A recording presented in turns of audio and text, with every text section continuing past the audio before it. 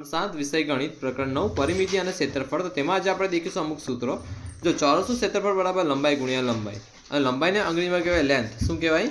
Length. तो length गुणिया L, length तो कि लेंथ नो वर्ग। हवे लंबचौरसનું क्षेत्रफल बराबर लंबाई गुणिया पહોળાઈ। तो एल गुणिया बी, एल गुणिया बी तो आव्युं एल बी। हवे समांतर बाजू चतुष्कोणનું क्षेत्रफल पण लंबचौरસનું क्षेत्रफल जेवुं ज थाय बराबर। एल गुणिया बी अथवा एने बीजे लखी शकाय आधार गुणिया ऊंचाई। आधार गुणिया ऊंचाई में बी गुणिया एच तेने लखाय बी एच बराबर है।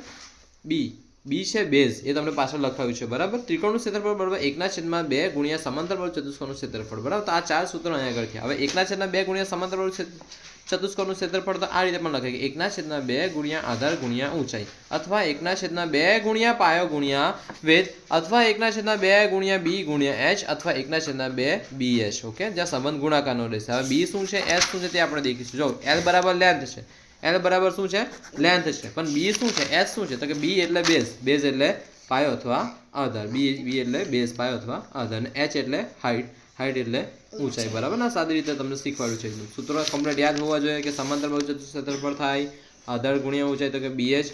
त्रिकोणનું क्षेत्रफल थाय तो कि 1/2 गुणिया समांतर बाजू चतुष्कोणનું क्षेत्रफल अथवा 1/2 बी एच। आ याद रहेवा जोईए बराबर। आखा चेप्टरमां हजू घणा सूत्र आवशे पण आटला मेन सूत्र शरूआतना छे। आपणे आगळ देखीशुं घणा सूत्र। हवे आपणे देखीशुं आगळ उदाहरण 1। हवे देखो एक समांतर बाजू चतुष्कोणनी एक बाजू अने तेने अनुरूप ऊंचाई अनुक्रमे केटली छे 4 અને 3 सेमी छे। तो तेनुं क्षेत्रफल शोधो। एक बाजू अने ऊंचाई, एक बाजूनी लंबाई केटली छे 4 सेमी अने एक अने ऊंचाईनी केटली छे, ऊंचाई केटली छे 3 सेमी। तो तेनुं क्षेत्रफल शोधવાનું। तो ध्यान केमनुं शोधाय ध्यान। तो आपणे लखीशुं पहेला कि समांतर बाजू चतुष्कोणનું क्षेत्रफल। समांतर बाजू उदाहरण 1 छे। समांतर बाजू चतुष्कोणનું क्षेत्रफल बराबर बोलो सूत्र शुं छे बी गुणिया एच। तो बी तरीके शुं छे आगळ बी तरीके केटला छे 4 सेमी, केटला छे 4 सेमी। बाजू छे बराबर। तो बाजूनी सिंपल भाषामां 4 सेमी छे अने ऊंचाई केटली छे 3 सेमी। तो 4 ताली 12। हवे क्षेत्रफल એટલે सेमीनो वर्ग। जो आ एक सेमी અહીં છે, બીજું સેમી અહીં છે। तो सेमी गुणिया सेमी तो कि सेमी ની 1 घात आई ने 1 घात आई तो કેટલી घात થઈ જાય 2 घात। तो कि 12 सेमीनो वर्ग। ये શું છે समांतर बाजू चतुष्कोणનું क्षेत्रफल। હવે ધ્યાન उदाहरण 2। तो उदाहरण 2 કેમનો કરવાનો ध्यान है। जो एक समांतर बाजू चतुष्कोणનું क्षेत्रफल 24 सेमी वर्ग होय अने आधार 4 सेमी होय तो तेनी ऊंचाई x शोधो।